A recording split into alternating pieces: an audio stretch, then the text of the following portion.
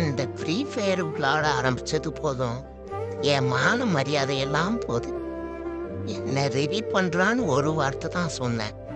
அதுக்கு அவன் எவ்வளவு வார்த்தை பேசினான் தெரியுமா? என்ன பாட்டுன்னு சொன்னான், பொறுத்துக்கிட்டேன்.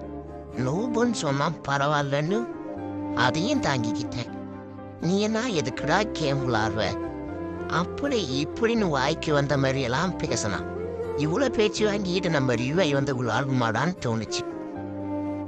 இவ்வளவுக்கும் இது என் கூட பிறந்த தம்பி. ஆட்டோ மேட்ச்ல வரவெல்லாம் பாஞ்சி பாஞ்சி நம்மள ரிப்பீட் பண்றான். ஆனா இந்த கூட வந்து கைதே கேம்க்கு நான் வரலன்னு தான் சொன்னேன். இவன் தான் அவரு கட்டாயமா அழைச்சிட்டு போனான். அழைச்சிட்டு போய் டிக்கெட்ல அடிக்க தெரியாதாடா, ரிவ்யூ பண்ண தெரியாதாடா அப்படின்னு அவ்வளோ பேச்சு என்ன பேசுறான். எனக்கு என்ன அடிக்க தெரியாம நான் இருக்கேன், சொல்வேன் சீப்பு. இந்த மாதிரிலாம் நம்மளுக்கு நடந்தா என்ன பண்றது? நான் கைட்டானா ஆனா எவ்வளவு எஃபோர்ட் போட்டு போனோம் பாத்தீங்களா இல்லையா? அதுக்குள்ள அவன் கில் எடுத்துட்டான். அதுக்கும் என்னையதான் சொல்லுவான்.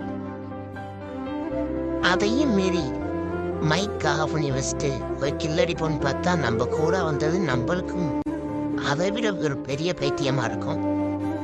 நல்லா தானே அடிக்கிறேன், எங்கிட்ட சொல்லுங்க. சாபம் மாத்தான், நான் என்ன பண்றது?